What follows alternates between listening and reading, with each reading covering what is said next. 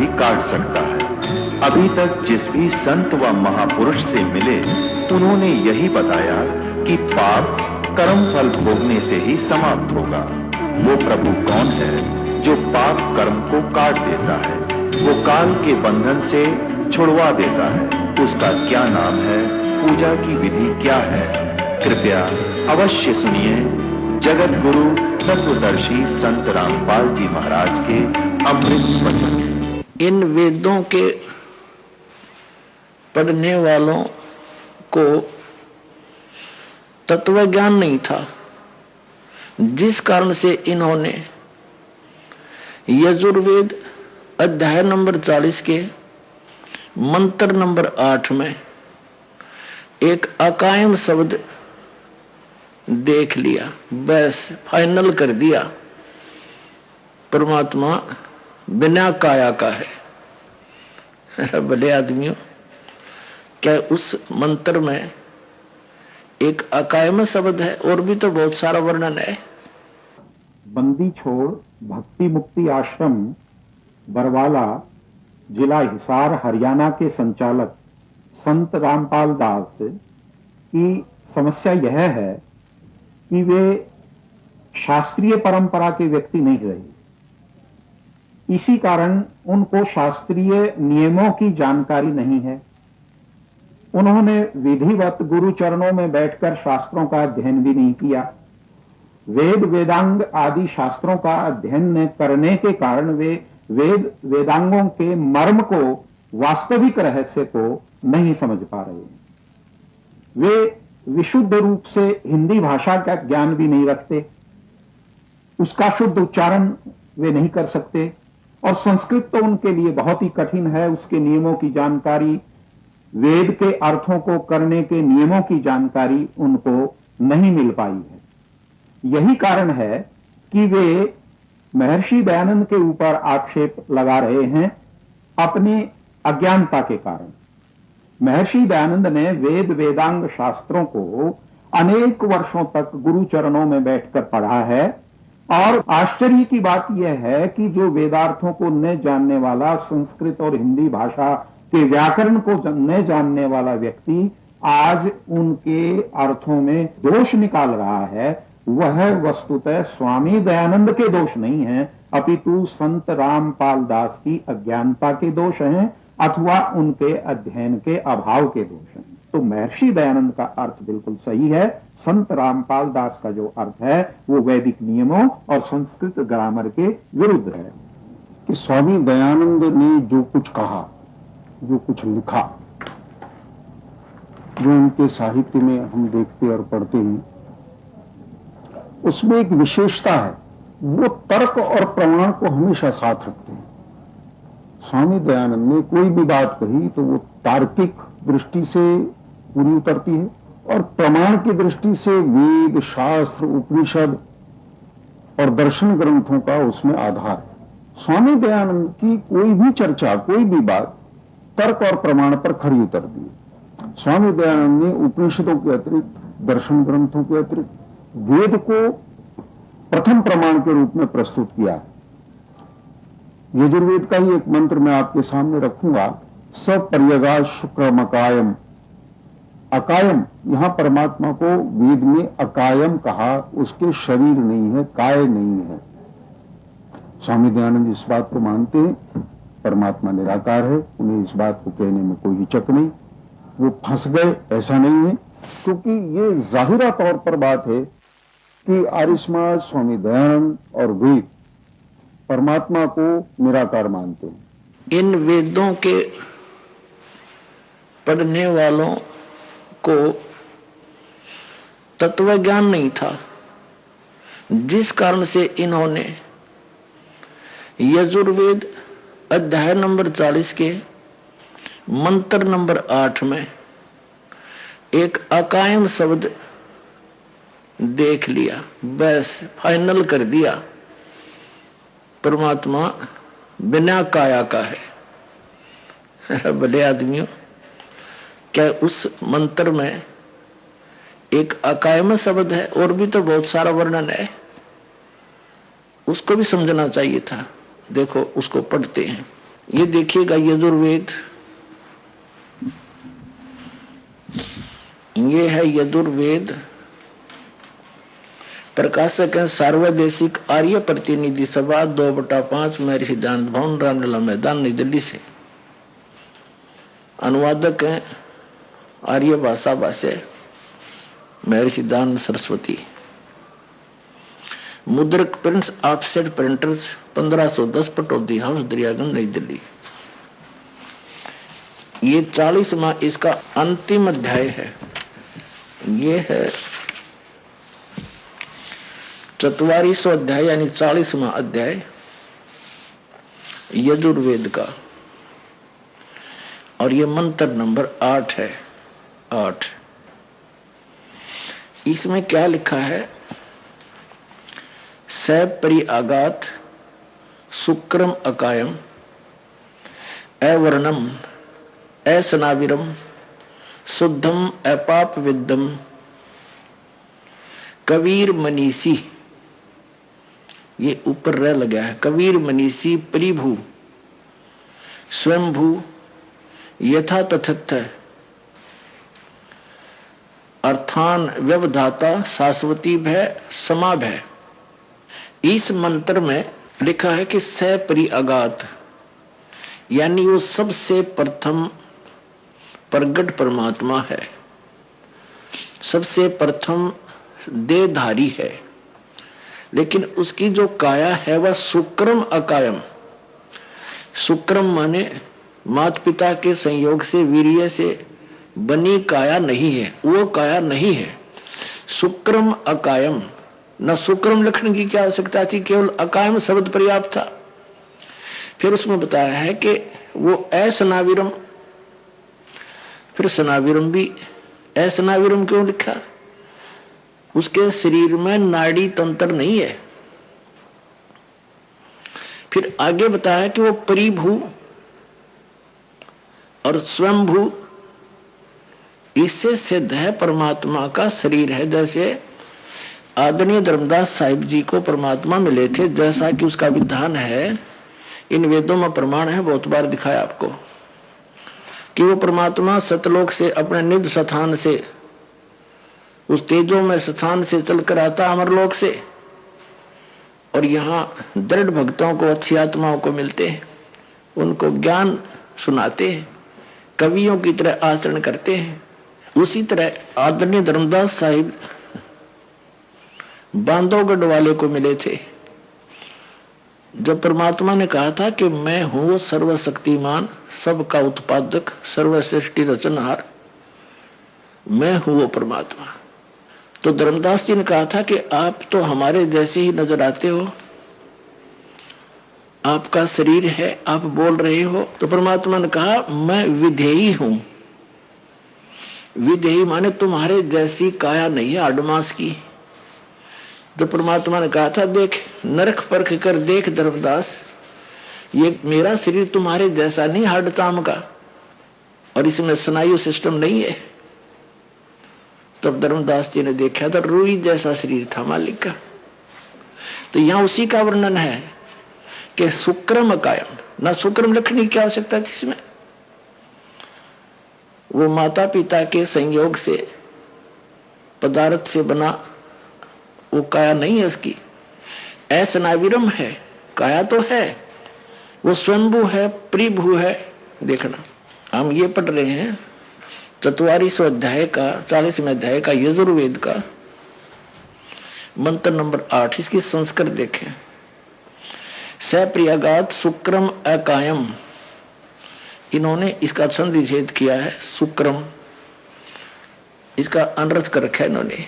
शुक्रम या लिखना था कायम, उसकी काया नहीं है, शुक्र से बनी काया नहीं है उस मालिक की। शुक्र से बनी काया रहित और अवर्णम छिद्र रहित, यानी उसका यहां कोई हम किसी से तुलना नहीं कर सकते। असनाविरम, नाड़ी आदि के साथ संबंध बंधन से रहित। असनाविरम लक्षण की क्या जरूरत थी, जब एक का बात में बात समाप्त हुई थी। अकायम है, भगवान अकायम है, काया रहित है, ठीक है। शुक्रम अकायम असनाविरम, उसका स्नायु तंत्र नहीं है, उसका शरीर तो है, कैसे आगे दिखना। और वो शुद्ध है, शुद्धम अपाप विद्यम।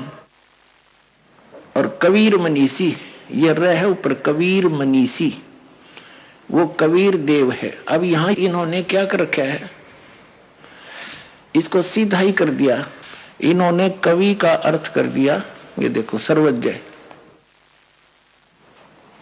इसका अर्थ करना था कबीर देव। मनीषी माने सर्वज्ञ, मनीषी होता विद्वान, सब जीवों के मन की वृत्तियों को जानने वाला सर्वज्ञ, इसका अर्थ लिखना था सर्वज्ञ। और कबीर का लिखना था कबीर देव। जैसे अब जैसे इसी यजुर्वेद के या 36वें अध्याय में, ये यजुर्वेद का 36वां अध्याय 37 अध्याय, इसके प्रथम मंत्र में एक यजु शब्द है, रचम वाचम परपदे मनो यजु परपदे। अब इसका अनुवाद महर्षि दानंद ने यहां किया है, जहां ये विचलित नहीं हुए वहां से ही कर दिया। यहां यजु है, इसको यजुर कहो चाहे यजु कहो,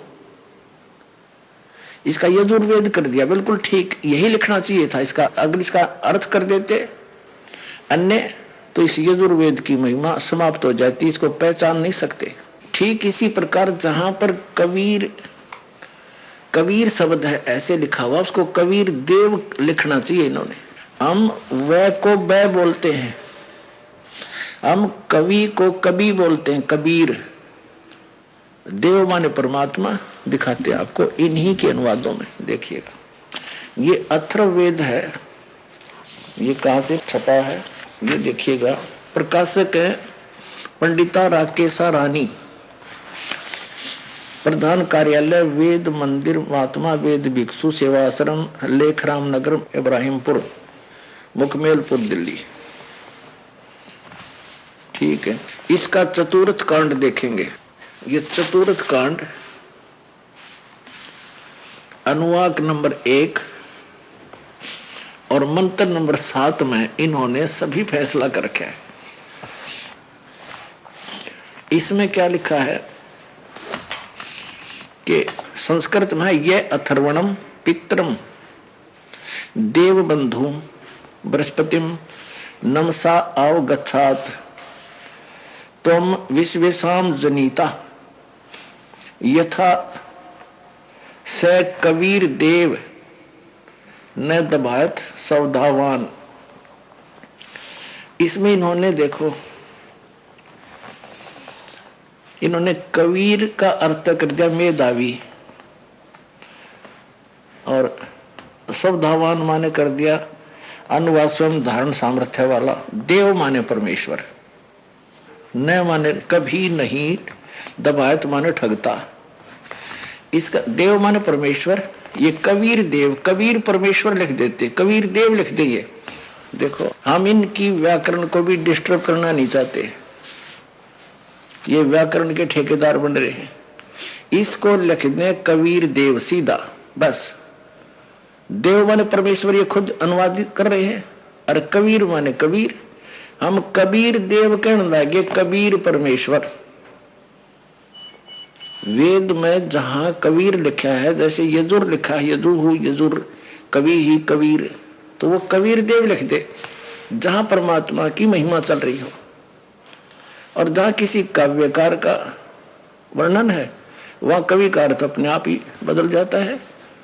तो यहां परमात्मा की महिमा है वेदों में। अब हम फिर लेते हैं यजुर्वेद को। यजुर्वेद ये वही है, महर्षि दानंद सरस्वती कृत, इन्हीं का अनुवादित है। अब हम फिर आते हैं यजुर्वेद के 44वां अध्याय यानी 40वें अध्याय का मंत्र नंबर 8 पढ़ रहे हैं। इसका अर्थ है कि सप्रयागात शुक्रम अकायम अवर्णम असनाविरम शुद्धम अपाप विद्यम कबीर मनीषी। वो कबीर परमेश्वर सर्वज्ञ।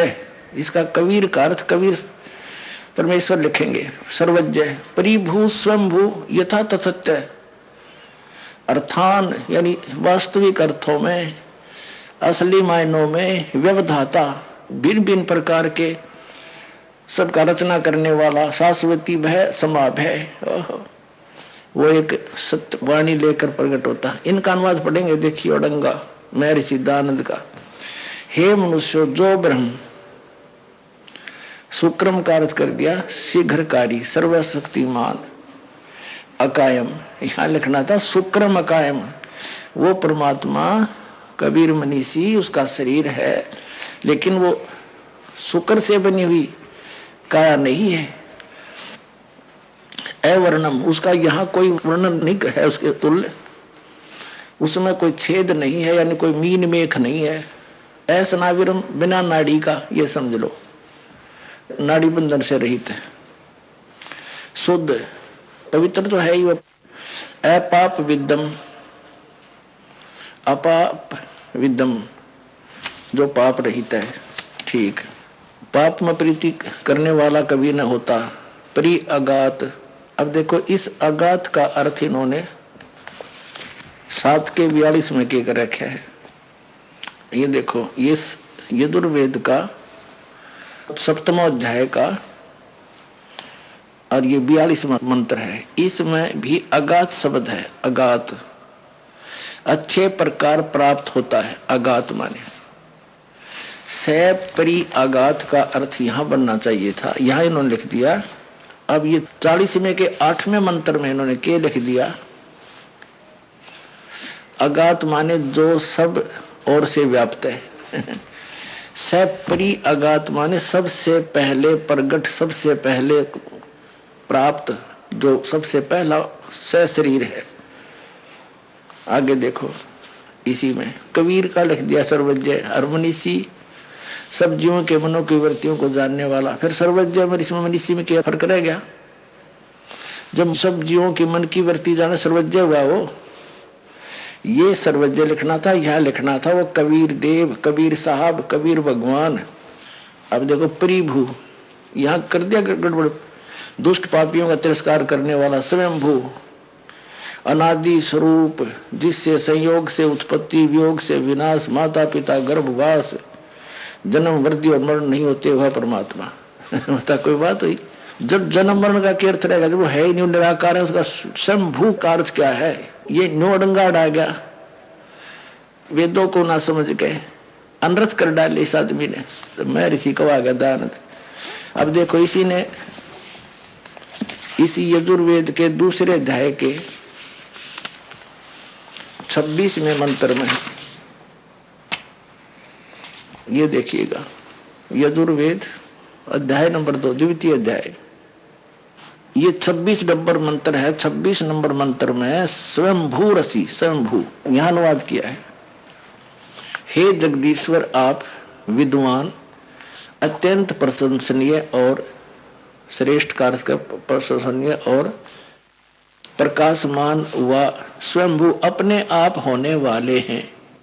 ठीक है, स्वयंभू, स्वयं प्रगट, अपने आप प्रगट होने वाले हैं। यहां विचलित ना हो यू, यहां इसने, अब यहां देखें फिर यजुर्वेद अध्याय नंबर 40 का मंत्र नंबर 8, फिर आगे हम वापस यहां लिखना था स्वयंभू, अपने आप होने वाले, स्वयंभू, स्वयं प्रगट होने वाले, यानी उसका कोई उत्पत्ति करता नहीं, वो परमात्मा आदि आदि, सनातन अनादि रूप और अपने स्वरूप से उत्पत्ति और विनाश रहित, समाव्य प्रजाओं के लिए यथार्थ तथ्य, यथार्थ भाव से अर्थान वेद द्वारा पदार्थों को व्यवधाता विशेष कर बनाता है। व्यवधाता माने सभी ब्रह्मांडों का रचन वाला, वो वास्तव में अविनाशी परमात्मा है और सर्वशक्तिमान है, वो स्वयंभू है। और परिभू माने क्या लिखा है इसने? ये देखो, परिभू दुष्ट पापियों का तिरस्कार करने वाला। और देखना, ये इसी का अनुवाद है महर्षि दयानंद का, प्रथम मंडल। और ये कहां से छपा है? विसार्वदेशी कार्य प्रतिनिधि सभा, 3/5 महर्षि ध्यान भवन, रामलीला मैदान, दिल्ली से। और ये इसके मुद्रक है, ये देखिएगा। ऋग्वेद मंडल नंबर 1 सूक्त 97 का मंत्र नंबर 6, ये छठा है। इसमें परिभू असी, परिभू माने सबके ऊपर विराजमान है। हे जगदीश्वर, शिक्षा देने वाले जगदीश्वर, जिस कारण आप ही विश्वसय यानी सब ओर से परिभू, सबके ऊपर विराजमान है, परिभू। अब वास्तव में ये अर्थ बनता है इस यजुर्वेद अध्याय नंबर 40 के मंत्र नंबर 8 का, कि स परि आगात शुक्रम अकायम अवर्णम असनाविरम अपाप विद्यम कबीर मनीषी परिभू स्वयंभू। ये देखियो, हमने अब ये यजुर्वेद उठा लिया, फिर से ऋग्वेद रख दिया, क्योंकि इस यजुर्वेद, इस मंत्र की वास्तविकता को जानने के लिए ये वही यजुर्वेद है। और ये 44वां अध्याय का और मंत्र नंबर हम 8 फिर से उठा रहे हैं इसको समझने के लिए। सपरि आगात, सबसे पहला प्राप्त, सबसे पहले प्रगट, शुक्रम अकायम, शुक्रम अकायम, वो शुक्र से बनी हुई काया रहित, इसका अर्थ ये है, वो काया नहीं हमारे जैसी, अवर्ण, उसमें कोई मीन मेख नहीं है। ये लिखने की जरूरत थी, छिद्र रहित है, उसको काया छिद्र रहित, इसका मतलब काया तो है उसकी, और नाड़ी आदि नहीं है। नाड़ी आदि के असनाविरम, असनायु, स्नायु माने नाड़ी, असनाविरम नाड़ी आदि के साथ संबंध बंधन से रहित है, शुद्ध है, पाप रहित है, वो तो निर्लेप है परमात्मा। कबीर देव, वो कबीर परमेश्वर, सर्वज्ञ, मनीषी माने सर्वज्ञ लिखना था। परिभू, सबसे ऊपर के लोक में विराजमान, परिभू सबसे पहले विराजमान, सबसे ऊपर। ये स्वयं अनुवाद कर रहा है ऋग्वेद मंडल नंबर 1 के सूक्त नंबर 97 के मंत्र 6 में, सबसे ऊपर विराजमान, स्वयंभू, स्वयं होने वाला, यानी जिसकी कोई उत्पत्ति करता ना हो, स्वयं हो, प्रगट है लेकिन उसका कोई बनाने वाला नहीं है। ये अर्थ हुआ इसका। और इन अज्ञानियों ने एक अकायम शब्द पकड़ लिया और उसे निराकार सिद्ध करके दे दिया।